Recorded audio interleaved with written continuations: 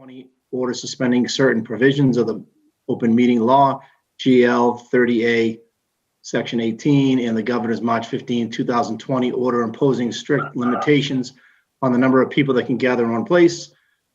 Welcome to the planning board. This meeting is being televised by Chelmsford Telemedia and being conducted remotely. And you can join by the Zoom meeting that's on the agenda, as well as calling 929-205-6099. So the item on tonight's agenda is the continued public hearing, 330 Billrica Road. Hi. Evan, do you have anything to add since our last meeting?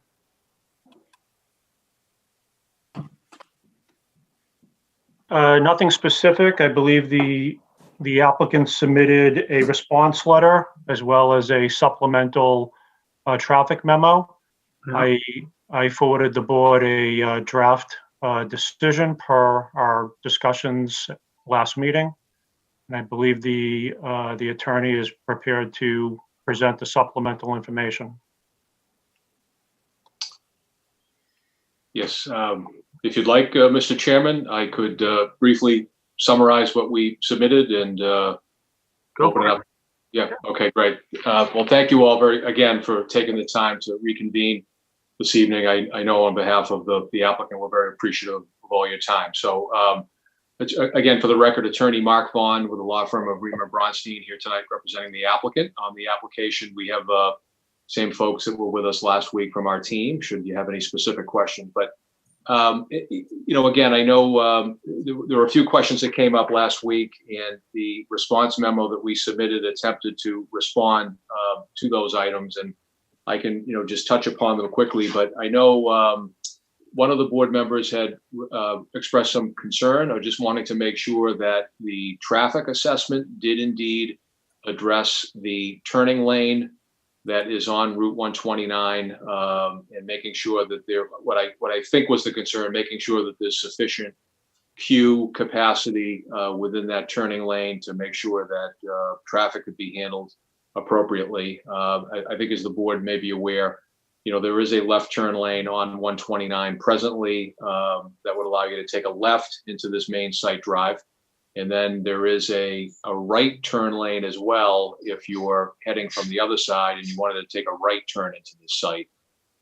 So Jason Adams, who was with McMahon Associates, put this memo together that basically summarized, looked at what the anticipated trip generation was going to be, did some assumptions as to turning movements, what would be coming from each direction, and the conclusion was that there would not be any adverse impact to that intersection in terms of its operation and the ability to handle anticipated traffic within those turning lanes without impacting through traffic. So I've always learned to punch within my pay grade, so to speak. So Jason, I know you're on. Is there anything you want to add that I know I'm summarizing, but please jump in. Thanks, Mark. For the record, Jason Adams with McMahon Associates. I think you hit the high points here.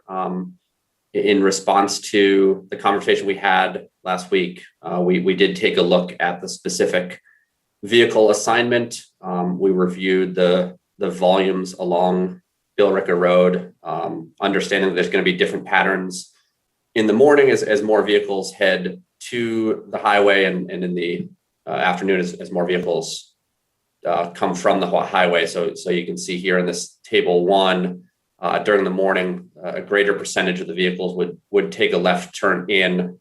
As Attorney Vaughn mentioned, there is a left turn lane. It's about 300 feet long, so that provides ample room for 12 or 14 vehicles to stack, and not that we would expect that to be the case, but there's a lot of room before they would impact through movements along that movement.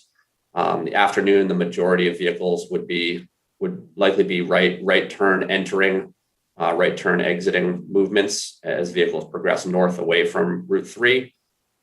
So based on our review, we feel very comfortable saying that there would not be a noticeable impact on the operations of the traffic signal, and there is capacity on this traffic signal to accommodate the project. So it would fit well within the surrounding roadway network. I'm happy to answer any more specific questions, but I think that's the broad overview.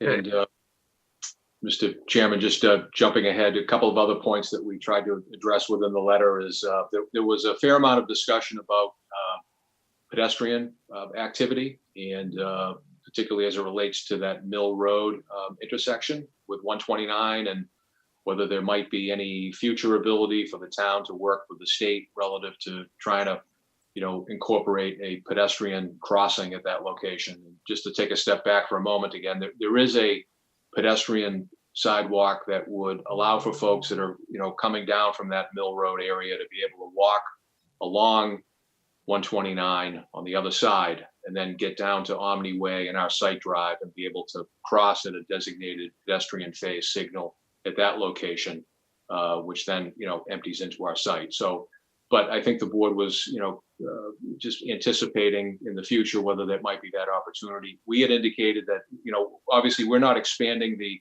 square footage of this building at all. We're simply, repurposing a portion of it. Notwithstanding that, we had indicated last week that we would be amenable to providing a contribution to the town towards that future study, or, pooling that money together with other funds that you may have for analysis of improvements along the corridor. So we did memorialize that in the letter and indicated that we, last week I said, contribution of $5,000 to $10,000. We actually indicated that in the letter that we would contribute $10,000 as a contribution towards that. And if the town wanted to utilize some of that money working with the state to demarcate through signage the existing pedestrian signal, so that pedestrians could be notified that that's the safest way for them to cross over, then you could utilize that for that purpose. In addition, we did indicate in the letter that if in the future the town and Mass DOT were successful in getting a pedestrian signal across Mill, we would be happy to assess at that time the feasibility of providing a direct pedestrian connection into our property, if it could be accommodated safely and subject to all applicable requirements. So in speaking with Bowler, our civil engineering firm, and they're on here right now, seems like that there are possibilities for that to be accommodated. We haven't spent a lot of time, looking at the engineering of it, but, some degree, it obviously depends upon where that signal would cross exactly at the intersection, but we'd be happy to, try to explore at that time, bringing it into our site. So we thought that that was a good compromise solution, if you would, that, would make sense. So, and then, I appreciate it. I think that is a good compromise. And then just skipping ahead, the next subject was just on the loss of parking spaces. And, we talked about last week that, we are going to be, losing some parking spaces as a result of this modification, incorporating the drive-through and all. We feel very comfortable that the site is going to have sufficient parking from a practical perspective, albeit I understand from your zoning that, we are going to be short on the parking. There was, talk about whether we may need to, land bank or reserve those spaces that we're losing. Respectfully, we were going to suggest to the board in this particular instance, just given the analysis that was provided relative to ITE parking generation data and whatnot, that, and again, I'll just hit the high notes on that from Jason and his analysis using that data, is that the Press Cafe and full occupancy of that office building would generate demand of 286 parking spaces. Even with what we're proposing to eliminate, we would still have 379 parking spaces out there. So it would be almost, a 93 parking space excess. Now, I can assure you that, I know we have a couple of representatives of the landowner on the call here, Sarah Holland and Gabrielle Seigel, that, they're not interested in leasing out a site here that's not going to, accommodate tenants' needs in the future. So I think no one's more motivated to, make sure that the tenant mix is not going to create a burden on parking. And, the other thing too I wanted to mention is that they also own the adjacent office building at 300 Billrica Road. So they have the ability, to utilize parking there as well. So, we do feel that, this would satisfy the provision of the special permit where the board could waive that parking. And we would respectfully request that you do consider that. And then just lastly, I know the town engineer had made a comment just about making sure that we provide the requisite ADA handicap parking. And we are able to provide that, right in front of, where Press Cafe is going to be. We've, done up a sketch concept plan as to, Luke, I think you said we would need either 4 or 5 handicap spaces to accommodate code requirements. Is that correct? Yeah, and for the record, Luke DeStefano with Bowler Engineering. Yeah, that would be 4 parking spaces needed for the Press Cafe itself, 4 accessible parking spaces. And we could accommodate those, near the entrance of Press, which is obviously one of the requirements of ADA and the State Architectural Access Board. So that won't be an issue. Correct. All right. Well, thank you. Instead of running this around the board right now, I think I'm just going to open it up to see if we got anybody out in the public that wants to speak on this, because we did not allow any last time. Colleen, is there anybody out there? Not that I see right now.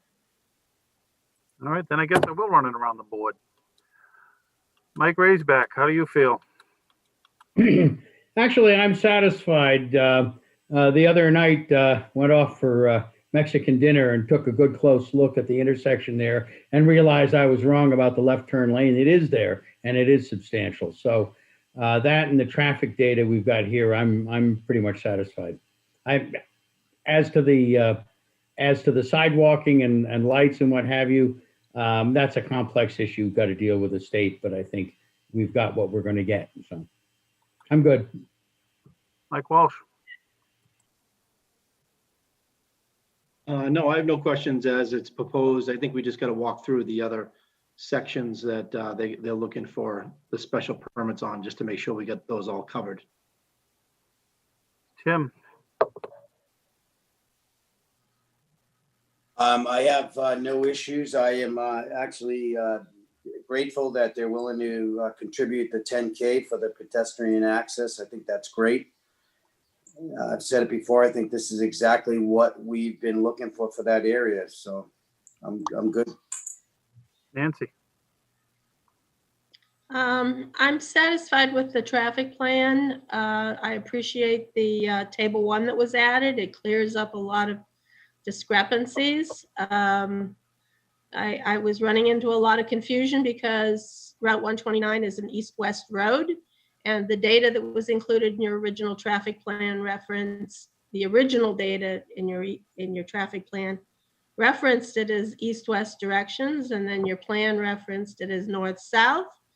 And north was not in the direction that most people think of as north. So it was just pretty darn confusing. But the table does clear it up. I don't know that I totally believe your numbers, but I believe that they're appropriately calculated. So you're good. So yeah, I don't have that. I am not providing a traffic parking land bank plan. There's a requirement to build that out. It's just a matter of showing on the plan you could put additional, if indeed the need arises. We've always required it in the past, and I They've also said they own. don't feel good in my gut about not including it. Yeah. All right, Dawn. I'm good with everything. All right, Colleen, is there anybody out in the public yet? Nobody I see. All right. Do we have a list of special waivers they want? And if we can go through them real quick and Evan, do you have a list? They're included in the decision. I believe under facts, the first special permit that's itemized is number 10. Number 11. Number 10 relates to the pre-existing nonconformities. Number 11 refers to the pre-existing nonconformities related to landscaping. Number 12 refers to Aquifer Protection District. There's a slight increase in impervious. Number 13 relates specifically to the Route 129 Business Amenity Overlay District, where they're seeking a drive-through. So those are the 4 special permits. And then under the decision, you're taking, the draft includes a consolidated motion. Yep. The one item that I think you just need to, for the record, just to clarify is that the proposed upscale fast food restaurant complies with 195, 145C, item number 4. And as the board recalls, that relates to the upscale kind of definition of these fast casual, reusable, silverware, minimum number of interior seats. And then there's a provision that specifically regulates the hours of the drive-through. Within the special conditions, item number 3 does have a condition that it complies with these special provisions. And then item number 4 further clarifies that the proponent has not asked for or requested any waivers or special permits from these provisions, and none have been granted. And then special condition number 4 references the existing drive-through hours, not to open prior to 5:30 a.m. and shall close no later than 10 p.m. So I think I think that accurately reflects either what has been submitted at this point. Yeah, I'd be happy to speak to that if that, this sounds like it might be a little bit of a question for us maybe, but just to confirm that. So yeah, we did have a chance to review that with the Mary, who is with Press Cafe, one of the owners, and Sarah, correct me if I'm wrong, but I believe they're comfortable with all of those limitations. I think the only thing they wanted to confirm, and my understanding is that it's obvious from the way the provision's written, is that the drive-through hour limitations don't necessarily apply to the restaurant itself in terms of internal operations. So like if the drive-through has to close at 10, that doesn't mean the restaurant has to close at 10 if they wanted to stay open a later hour. So, but correct. Although Attorney Vaughn, I'm sorry to interrupt, but I actually wanted to make a small correction to that. Our drive-through actually opens at 5 a.m. One of the things we cater to in the morning are early commuters who are on their way to work. If they have a commute on the road, we do open our drive-through at 5. I'm glad to hear. All right. Yeah. I'm just looking at the bylaw just to see if there's any flexibility on that. I'm sorry, Sarah. I think we were so focused on the closing date that I didn't, or the closing time rather, that I didn't realize it said 5:30. Okay. So but all of our operations open at 5. The bylaw does say the board may waive any provision subsection C4 A through I. The drive-through hours is is letter I, where it determines that the project will be consistent with the purpose and intent of the bylaw. So we can waive the 5:30 and make it 5 instead. The bylaw does provide the board that opportunity. All right, well, I'm gonna run a couple things around the board. Colleen, anybody from the public again? No, but I do have a letter from Christina that I should read. All right. Go ahead. So this is planning board file number 2020-06, 330 Bellrica Road, Prest Cafe. Dear members, this office has reviewed the site plans by Bowler Engineering consisting of 12 sheets dated August 21st, 2020, revised through February 3rd, 2021. Existing condition plans by R.J. O'Connell and Associates Incorporated, dated October 7th, 2019. A drainage analysis memo dated February 3rd, 2021, and a traffic assessment letter dated February 3rd, 2021 by McMahon Associates. As a result of this review, this office has the following comments. This department shall be notified when work on site is to commence in order to arrange for inspections. Number 2, any revision to the drainage system shall be submitted and approved by this office. Number 3, a stormwater operation and maintenance plan shall be followed as described in the report. Copies of any inspections or other reports done in accordance with the plan shall be forwarded to the engineering office. Number 4, a site as-built shall be provided upon completion of the work on site, as-built to include a letter from the engineer stating that all stormwater devices have been built to satisfy Mass stormwater standards. Provide all supporting documents and calculations. The as-built shall be from a ground survey and submitted in AutoCAD and paper form. Confirmatory testing shall be performed in the area of infiltration per stormwater management guidelines. Testing shall be witnessed by the Chelmsford DPW Engineering Division. All unsuitable material, if any discovered in the excavation for the infiltration system, shall be removed and disposed of in accordance with state and local regulations. Number 6, the sewer moratorium imposed by Chelmsford Department of Public Works that became effective on September 15th, 2020, does not apply to this project because a positive finding of applicability was issued on August 21st, 2020, prior to the effective date of the moratorium. Since moratorium is not applicable, they are allowed to tie into the town's sewer system. Number 7, the proposed sewer work will require permitting and applicable fees from the DPW sewer division for connection to the municipal sewer system. Number 8, trench permits shall be filed as necessary per 520 CMR 14, Chapter 82A. The design engineer is in the process of completing design and drafting revisions to the plans according to the recommendations of this office. If you have any questions, please contact this office. Sincerely, Christina Papadopoulos. Thank you. Thank you. Nothing else? Nothing else. All right.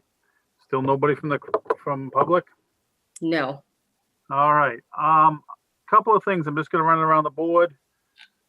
Anybody have a problem with us just in this from 5:30 till 5? I'll start with you, Mike Walsh. No. Mike Raisback. No problem. Tim. No issue. Nancy. No problem. Dawn. It's a good idea. And I have no problem with it either. So you got the 5 o'clock. All right. Mike Walsh, are you happy with the findings? I mean, the special permit things that they've been looking for, which really isn't a special permits? Yes, I'm fine with what we ran through. All right. Nancy's land banking that she was worried about. I'm really not concerned about it because they own the property next door, but I'll run it around the board. Mike Walsh, do you have any problems with not land banking the 9 units, the 9 No. parking spots? No issue. Tim, I have no issues with it. Mike Raisback, No issue here. Donald. No issues. All right, Nancy. Nobody, I don't have an issue with it, but if they own the property next door, which I think solves any problem that they could have in the future, but you have any comments? No, I don't like not showing a land bank, but I'm not going to disapprove the project because of it. All right. Anybody else have any other issues before we close the public hearing? Just one quick item, very small. Can the engineer just verify whether a bike rack was shown on the plan or whether there is an opportunity to accommodate a bike rack? There is a bike rack shown on the plan. Thank you. You're welcome. And if there's nobody else out in the audience right now, I would take a motion to close the public hearing. So moved. Second. All right. This is your last chance. Has anybody got any other comments, or I'd entertain a motion. Make a motion to approve as planned, As amended with the, as amended. as amended with the 5 a.m., sorry. I'll second that. Dawn's got it. Yes, Mike Walsh seconded it. No. Give it to Dawn. Give it to Don. It's his last Yeah, day. it's his There you go. It's Yeah. Going away present. It's going away present. Thank you, Mike. All Might be right. I'll do a roll call just to make it official. Mike Walsh, Yes. Tim, Yes. Nancy, Aye. Mike Raisback, Aye. Donald Van Dyne, Yes. and I'm a yes, unanimous. Good luck, people. Great. All right. Well, we Thank- don't have, so Thank you again. you're welcome. We don't have much time left here. This is the only thing we have on for today. I know we have 2 members that aren't coming back. Donald, I hope best luck to you and that you good luck in your future. And Hank's not around, so I can't even. Good luck to Hank. Any other comments? Yeah, actually, if I can just thank each of you. It's been a tremendous experience serving on the board. And I would truly hope that if there's anybody out in our community that is looking to serve Chelmsford in some capacity, the planning board is a great way to start to learn a lot more about our community. But please, before you consider it, take a look at the zoning bylaws and get a background of what and attend some of the planning board meetings and get an understanding of what Chelmsford values. I've learned something from each member on this board, and I want to thank each of you personally. It's been a tremendous 3 years, and I'm going to miss, actually, thinking back now, I'm going to miss some meetings.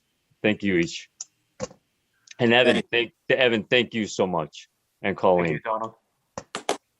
Thanks, Donald. Donald, Thank you, Thank you, Donald. Donald. Thanks, Don. big shoes to fill. All right. Donald, we got one more motion to make. I don't know if you want to make the last motion. I want to make it. Oh, let I'll him make second it. it. Let Don make it. No, it's only appropriate you make it. I'll second. All right, you sure? I'm positive. I move to adjourn. And I'll second. All in favor? All right. Aye. Unanimous. See ya. Thank you all. Good night, guys. Bye. Good night, guys. Thanks for signing on. All right.